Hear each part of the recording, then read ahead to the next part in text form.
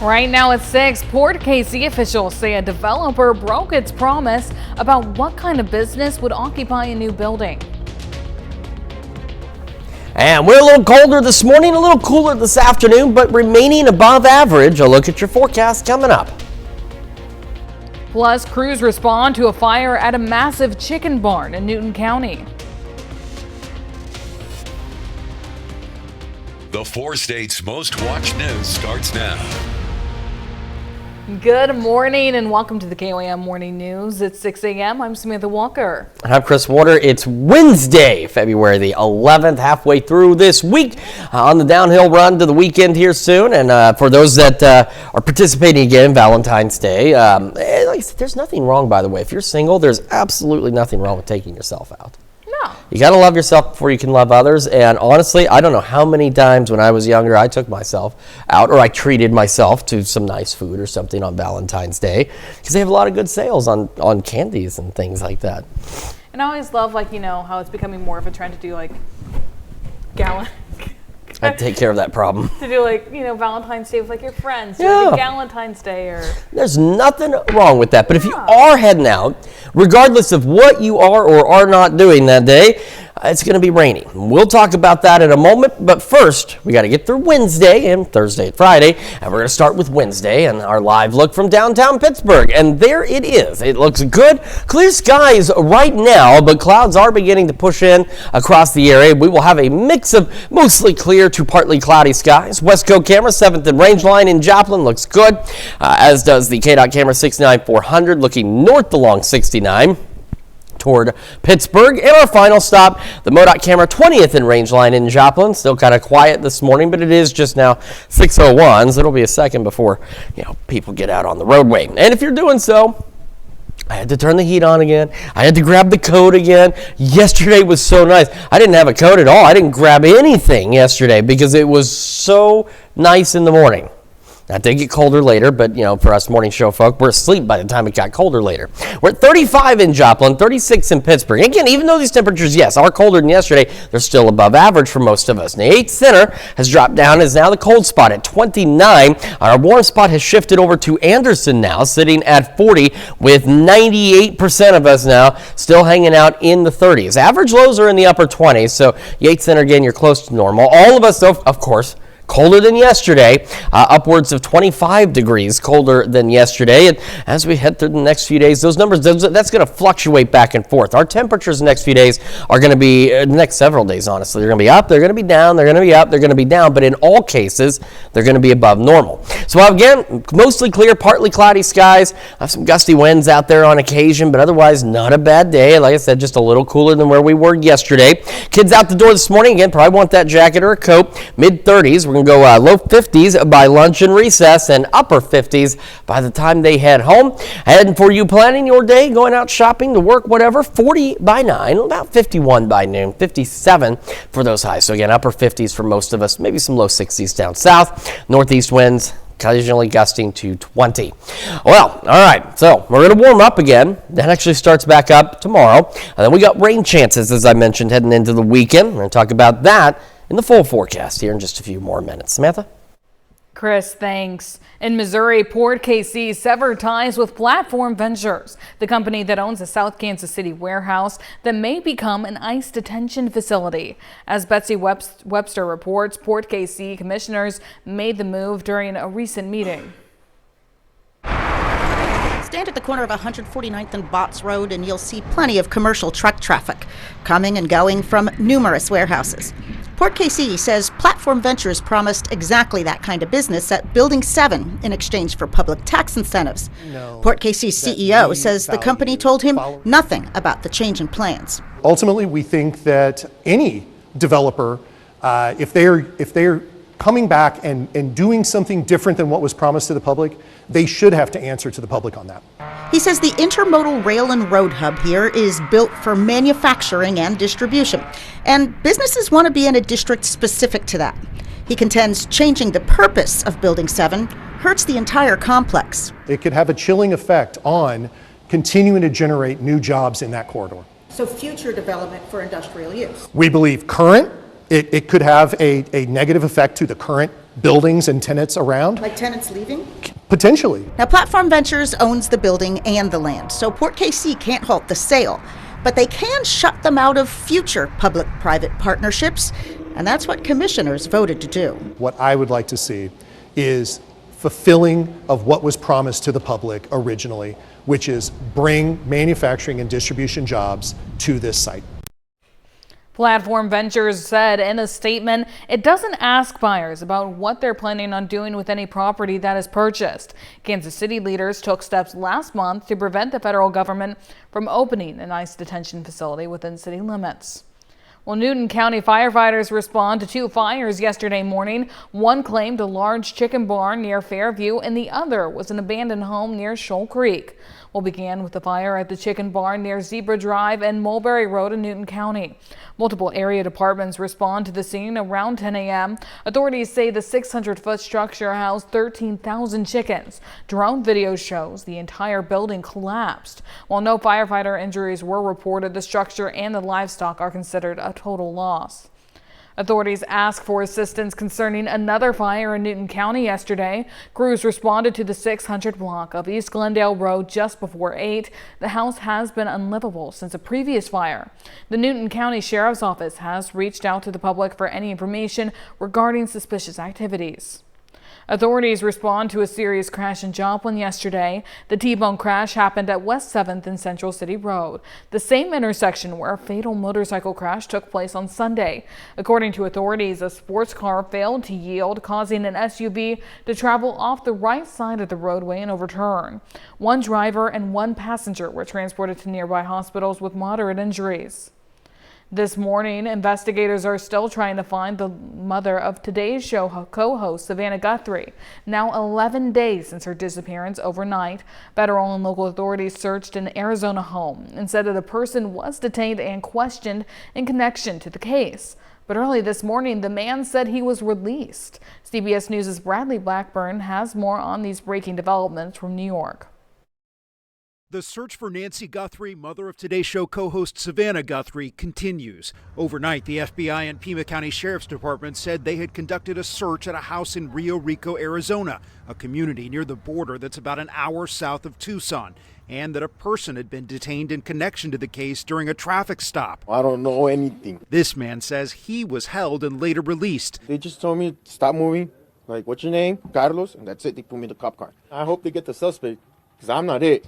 They better do their job and find the suspect that did it so they can clear my name. FBI Director Kash Patel said this on Fox News last night before it all began to unfold. With any investigation, you are a person of interest until you're either eliminated or you're actually found to be the culprit or the culprits involved. These developments came hours after the FBI released chilling new images of an armed, masked person wearing gloves outside Nancy Guthrie's home, captured by a security camera the night she went missing. Hopefully the trap is closing on this suspect. Hopefully they feel that pressure. This is the break they needed. Bradley Blackburn, CBS News, New York.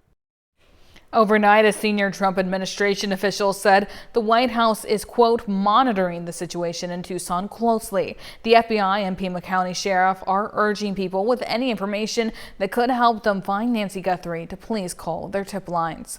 That's a look at this morning's top stories and weather coming up on the KOAM Morning News. Federal immigration officials face tough questions from lawmakers about recent deadly shootings. And temps are warming back up with some thunderstorm chances. Chris has a look at your weekly forecast. You're watching the KOAM Morning News. We'll be right back.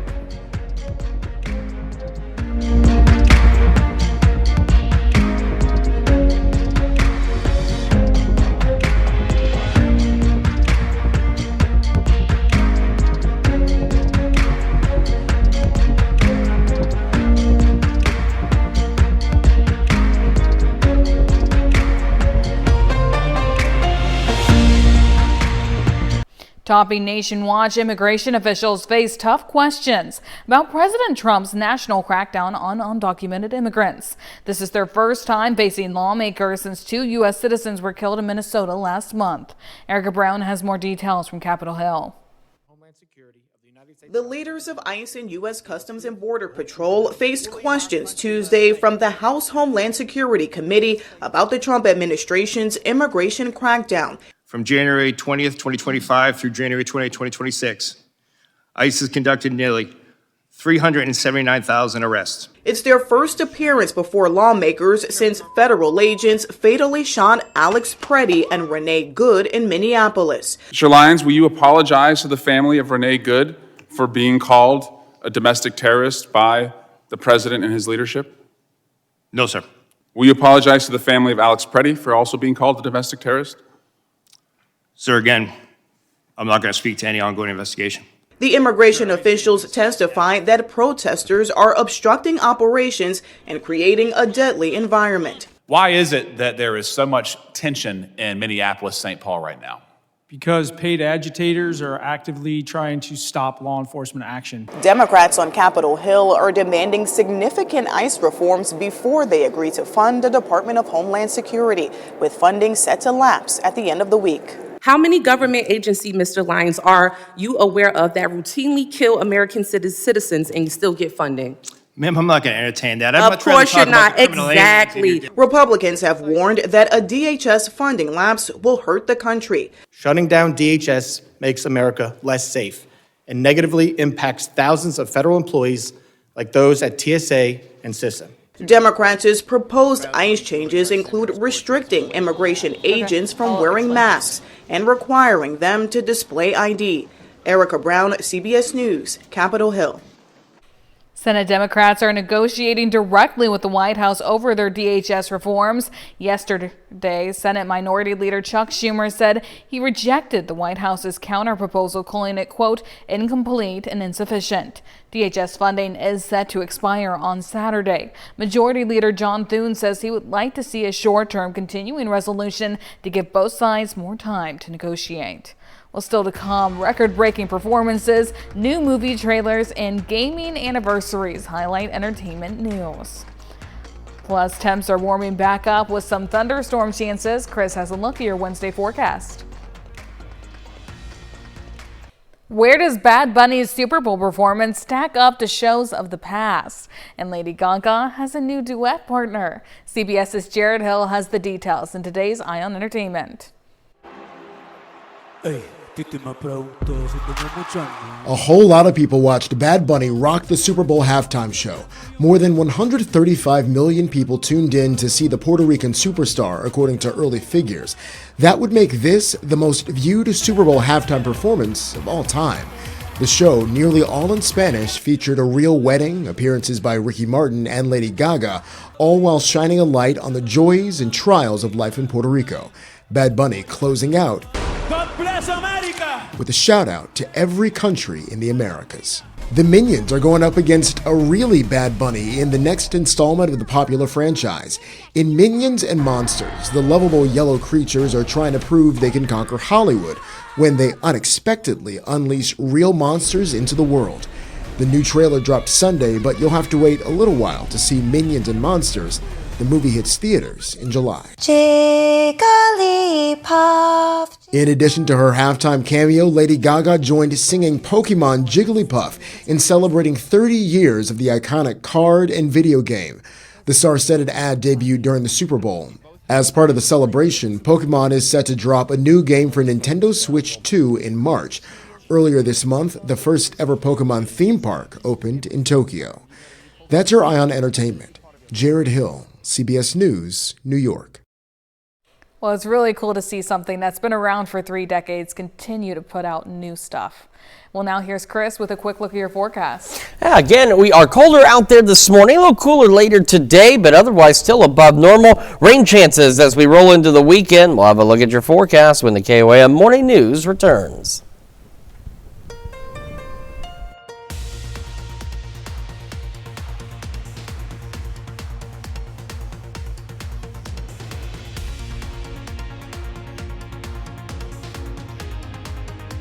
Here's your Skywatch weather forecast from the trusted Roper Kia Weather Center.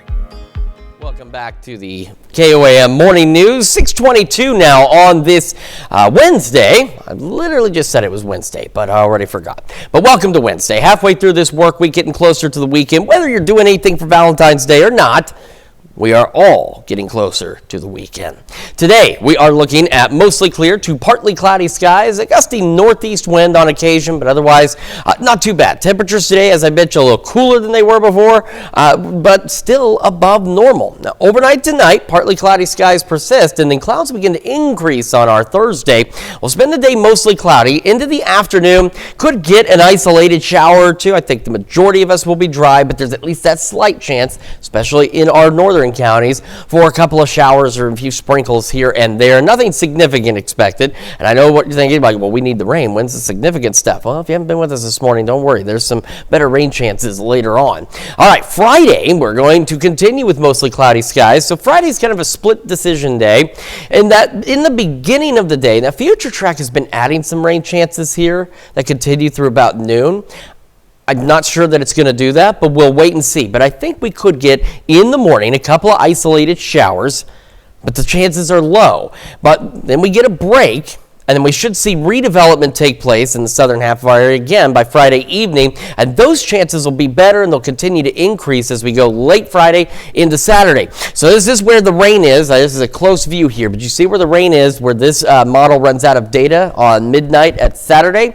We'll go to the longer range one. We're going to stop at midnight Saturday, and you're going to see that it lines up pretty well with what we just showed you on the short range one. So that is just that sign that we do have some good agreement as to the placement of showers as we go into Saturday morning. So that's the thing. Valentine's Day, we are looking at shower and thunderstorm chances throughout virtually the entire day. Now, do keep in mind that on this particular future track, it is indicating rain is possible. There's rain chances in this area. The darker colors are better chances here, maybe some heavier rain, but it doesn't necessarily mean it's this huge blob of rain across the entire state of Oklahoma.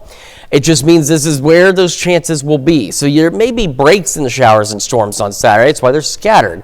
But they're not going to be long enough for you to be able to go out for several hours without an umbrella. You're going to want to make sure you have a way to stay dry. Shower and thunderstorm chances, again, expected to continue throughout the day on Saturday.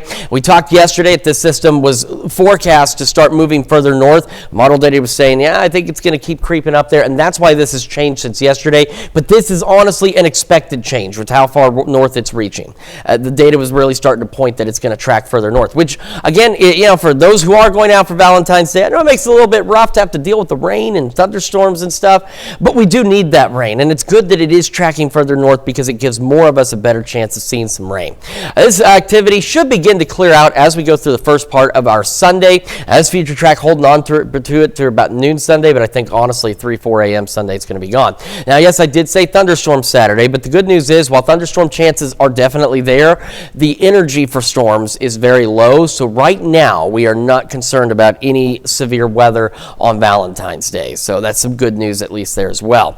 This morning, mid-30s to start, upper 40s by 11 a.m. And again, our highs today, cooler than yesterday, cooler than Monday for sure, but still above normal into the upper 50s. And I forgot the E on that, but that should be northeast winds, 5 to 10, gusting to 20. As we head into the evening, winds will begin to turn around out of the southeast overnight at 5 to 10. Partly cloudy skies continue, cold, but still above normal into the upper 30s. Here we go, Thursday, again, isolated shower too, a little warmer, low 60s, continuing Friday. Like I said, I tried this out because it does fit. 20% chance in the first half of the day, maybe a break in the rain chances, as it's slightly better late Friday, heading into Saturday, low 60s. We do stay a little cooler Saturday, but still above normal. And our temperature roller coaster, like I said, as they're up and down, they're continuing to remain above normal. We even climb back into the 70s by next week, for another drop by next Friday into the upper 50s. That is a check of your forecast. We're going to send it over now to Samantha with Health Watch. Thanks, Chris. Catching the flu could raise your risk of heart disease. Mount Sinai researchers identified a link between the influenza A virus and cardiovascular disease. It's believed the flu can damage the heart, which can raise the risk of a heart attack or other major cardiovascular event. Researchers say this may explain why heart attacks rise during flu season. People with obesity face a 70% higher risk of life-threatening infections. A study published in Lancet found that obese people are much more likely to be hospitalized or die from an infectious disease, including the flu, COVID-19, pneumonia, and urinary tract infections. The study's authors say by addressing obesity, more than 500,000 lives worldwide could be saved. A new study suggests we can train our brains just like we train muscles. Researchers with Johns Hopkins Medicine had adults 65 and older do around an hour of cognitive training multiple times over 5 to 6 weeks. The people who did the regular cognitive training had lower rates of dementia and Alzheimer's disease than those who didn't. The benefits from the training even lasted as long as 20 years later. Well, new research suggests a morning staple for many of us may lower the risk of dementia. Karen Wall reports. It's delicious. It's complex. Carlos Galan is trying a new blend at New Heights Coffee Roasters in Houston. Always black, no cream, no sugar. It's how he always starts the day. I try to only have 2 cups of coffee. A new study in the journal JAMA looked at data on more than 130,000 adults over 4 decades to see if consuming coffee and tea impacts dementia risk and cognitive function. What they found was people who had moderate consumption of caffeinated coffee or tea, so 2 to 3 cups of coffee a day, 1 to 2 cups of tea per day, had a lower risk of dementia, but we cannot say based on this study that this is actually protective. Dr. Celine Gounder is a CBS News medical contributor. The study did not find an association with decaffeinated coffee, something researchers say suggests caffeine may be a factor in the possible benefits. Now, experts caution this study shows a connection, not proof that drinking coffee or tea prevents dementia. I would caution about changing your habits around caffeinated beverages based on just this study. They only found a possible protective effect with very moderate levels of consumption. If it's not something you're already doing, I wouldn't suggest you start to drink caffeinated beverages. If you're somebody who's at high risk for heart arrhythmias, who has high blood pressure, who has acid reflux, coffee may not be the best thing for you. Researchers say while the findings are encouraging, the effect size is small, and that exercising, eating right, and getting enough sleep are important ways to protect cognitive function as people get older. Karen Hua, CBS News, Houston. The study also compared people with different genetic predispositions to developing dementia and found the same results. That's a look at some of today's top health stories. We'll be right back. Right now at 6:30, Shasta Power delays solar farm survey results despite a moratorium deadline. And we are a little colder this morning, a little cooler this afternoon, but staying above normal. A look at your forecast coming up. Plus, Pittsburgh commissioners vote whether to renew the contract of a controversial license recognition camera for the city. The 4 states' most watched news starts now. Good morning and welcome to the KOAM Morning News. It's 6:32. I'm Samantha Walker. And I'm Chris Warner. It is now Wednesday, February the 11th, halfway through this week, getting closer to the weekend. Again, regardless of whether you are doing or not doing anything for Valentine's Day, we are all getting closer to the weekend. Yes, and that's at least something everybody can look forward to. Certainly so. And we got some rain chances this weekend. I said we need the rain. If it could come, not on Valentine's Day, that'd be great, but that's when it's looking to arrive, so you need to be prepared for that. If you're heading out, you're dressing up, anything like that, make sure that you dress accordingly for the rain and the cooler temperatures. So. At least it's not frozen rain, That's very true. It's not a snowstorm or anything like that. It is just some shower and thunderstorm chances. We will talk more about that a little later, but first we got to get from here to there. We're going to start with right now on this Wednesday and a live look from downtown Pittsburgh. Skies overhead on downtown Pittsburgh are clear, and we're going to have a mix of mostly clear to partly cloudy skies across the area as we head through our Wednesday. This is not MoDOT, this is us. This is the Wesco camera, 7th and range line. If you look just close enough, couple little clouds out there. So we're starting to see at least some clouds peeking here and there, and that'll continue to be the case. KDOT camera 69 400 looking north along 69. Looks good so far as well. And we'll take a final stop to the MoDOT camera 20th and range line in Joplin. Also looking good. Still a little quiet, a little empty this morning, but more folks starting to get their day underway. Probably doing so with the heat on because, again, it's a bit on the cold side. We're sitting at 35 in Joplin, 36 in Pittsburgh. Look at temperatures around the region. Most of us are in the 30s.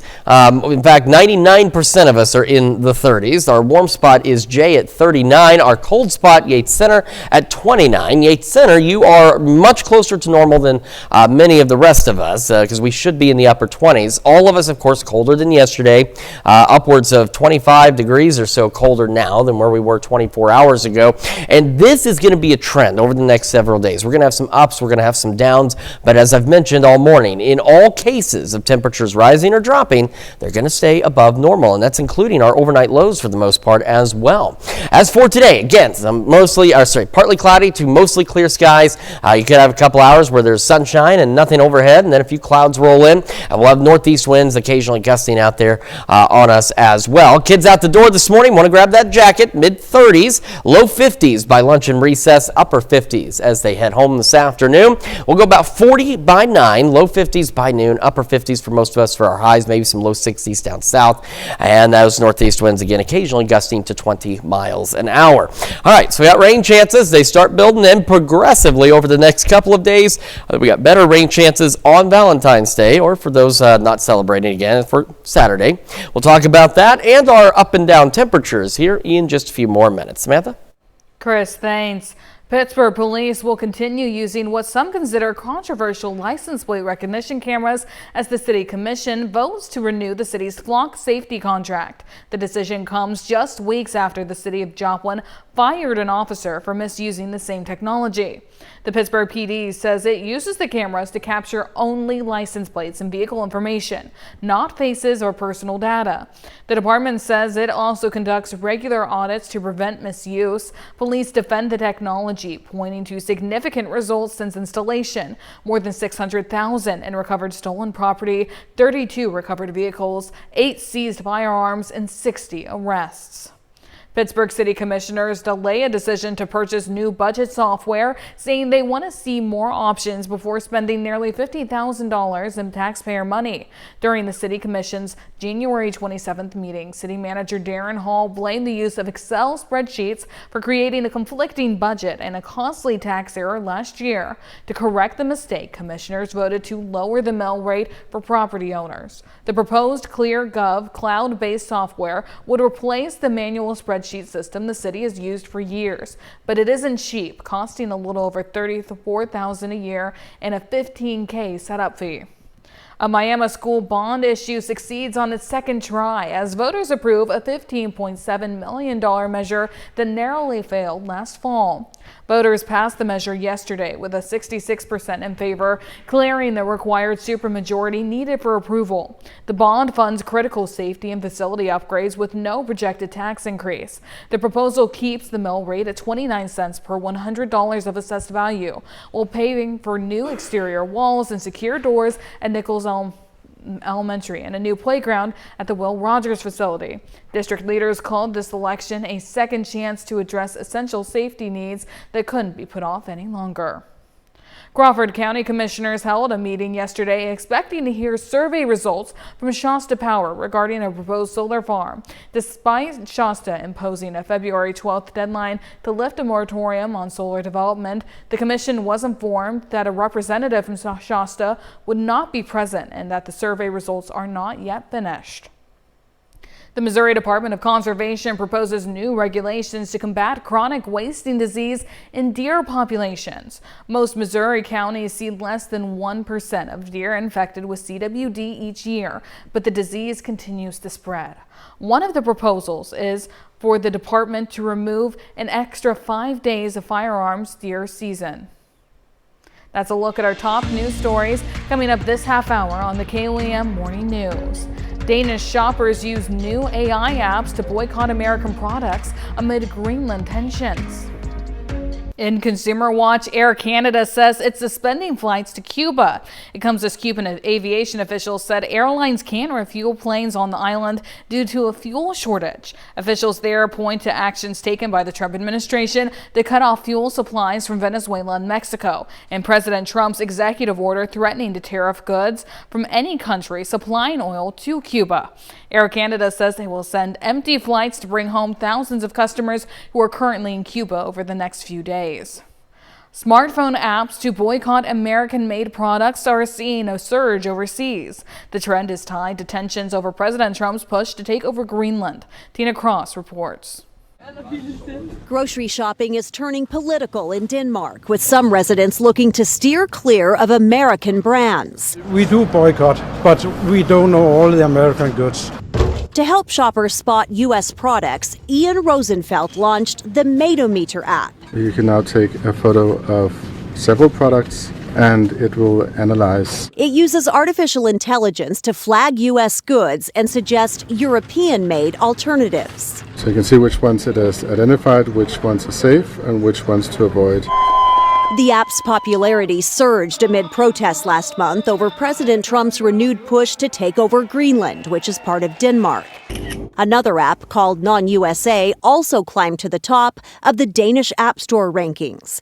Users say apps are a small but symbolic way to exercise some power. I think they have to be taught the hard way that we don't buy it. But with less than 3% of U.S. products on Danish supermarket shelves, some experts think targeting technology would be more effective. If we think about how many people own an iPhone or use Netflix or use Amazon, Microsoft products.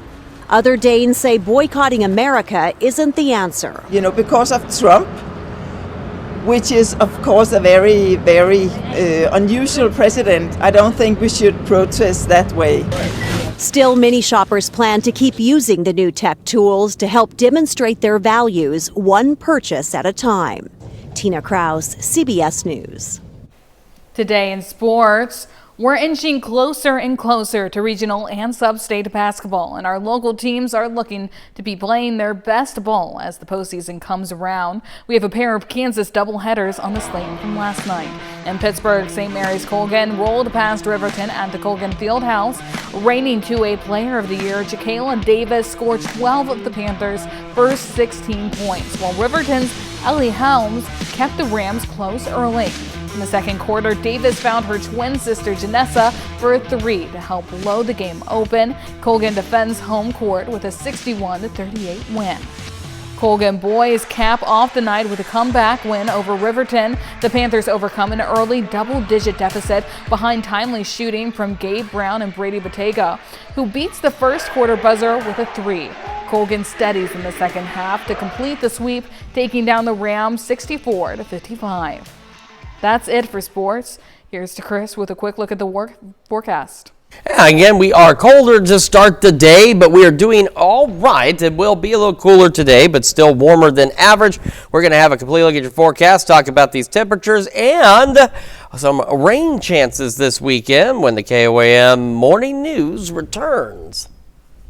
All right, time for some Wednesday birthdays. We're going to start with Timber Mitchell in Humboldt, who, for some reason, we had her a little older than what she actually is. She is 6, celebrating birthday number 6. We had birthday number 10, but that's okay. Don't grow up too fast, Timber. That's the most important part of this, and a very happy birthday again to you. Well, in Joplin, Kaylee Lohman is celebrating birthday number 7. It says, you were 6, now you're 7. Love. Auntie Bibi, Uncle Rodney, Cerebrus, Thanatos, Persephone, Charlotte, and Hank. Happy birthday, Kaylee. And in Mapleton, Elaine Northcutt celebrating birthday number 11 today. Happy birthday, Elaine.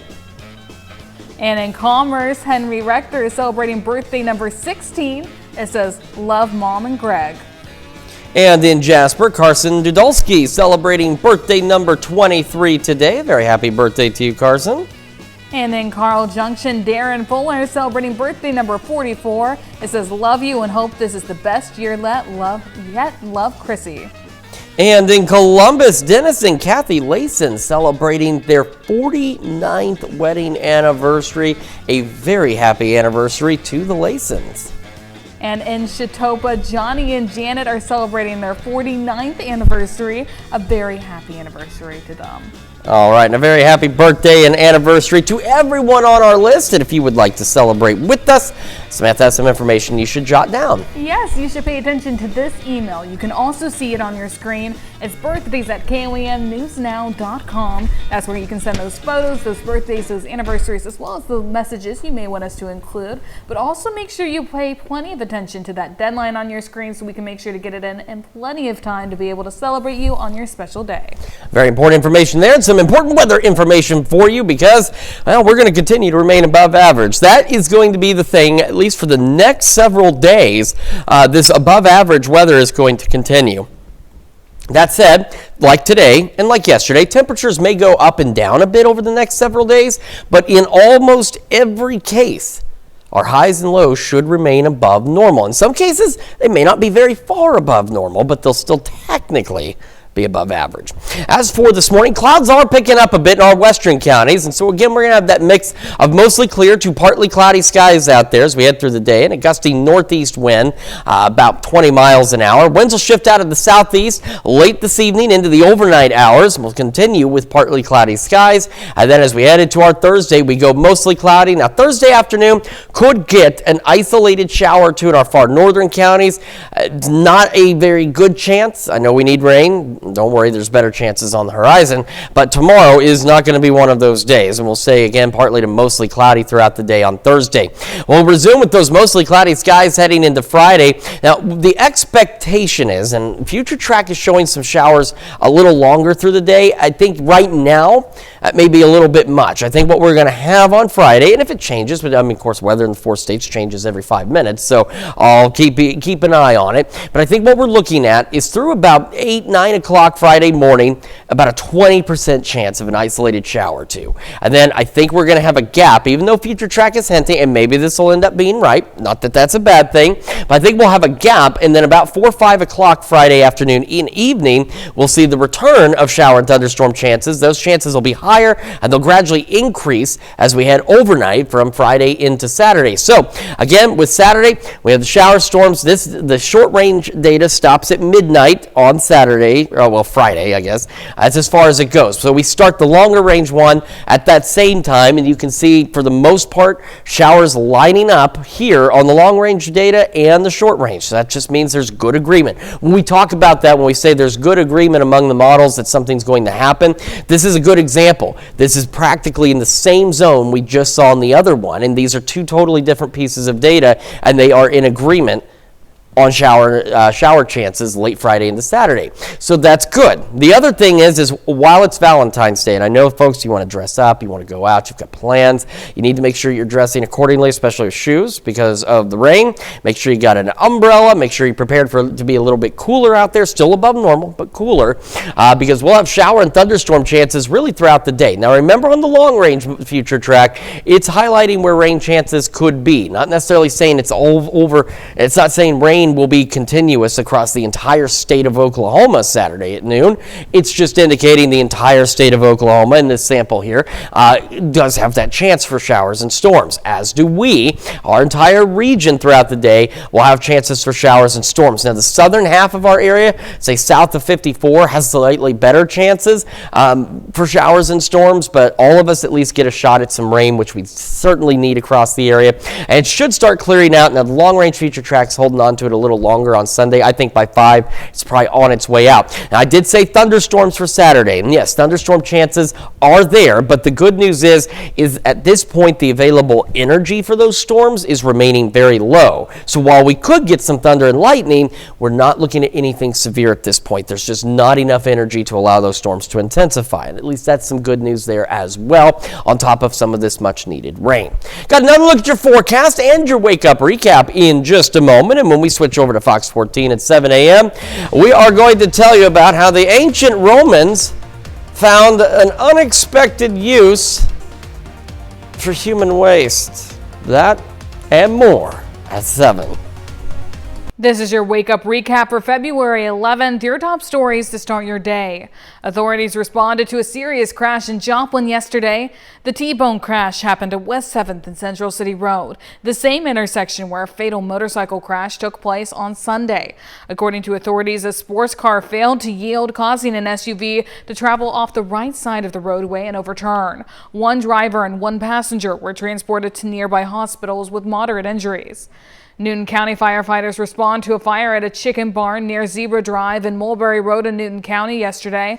Authorities say the 600-foot structure housed 13,000 chickens. Drone video shows the entire building collapsed. While no firefighter injuries were reported, the structure and the livestock are considered a total loss. That's a check of today's Wake Up Recap. And we are again a little cooler today, but still above normal, going into the upper 50s, partly cloudy skies and northeast winds occasionally gusting to 20. Partly cloudy through the evening and into the overnight, back into the upper 30s, so cold, but still above normal. I know I say that a lot. It's just that reminder that even though these temperatures are down and up and down and in between, we're above normal consistently over the next several days. Could get a stray shower or two tomorrow afternoon, a few isolated showers Friday morning, perhaps a pause, and then additional isolated shower chances building in Friday evening and increasing into Saturday. Scattered showers and thunderstorms, so some much needed rain on the way, just not at the best possible time. Will be a little cooler, low 50s. We warm back up next week with another cool down by next Friday. I think everyone's just happy it's rain and not snow and ice. I am very happy about that as well. I can handle the rain, but the snow and ice, man, that's fun. That's no fun. Yeah. Well, thank you, Chris. Coming up today at noon, we're making creamy spinach stuffed potatoes in the Mr. Food Test Kitchen. And your morning news continues on KOM with CBS Mornings. Experts are raising concerns about people using AI chatbots for mental health advice. Ahead on CBS Mornings, a board-certified psychiatrist talks about the risks. Or you can switch on over with us on Fox 14, where your only local morning news continues. This morning, Kim Bossinger is in the studio to explain what 211 Day is and why it's important. Plus, it's the 28th year of the Grove Home Garden and Travel Show. Amanda Davis joins us in the studio to tell us a little more about that. It's going to wrap it up for us for now, though. We'll be back here tomorrow morning at 5 a.m. And we'll see you today at noon.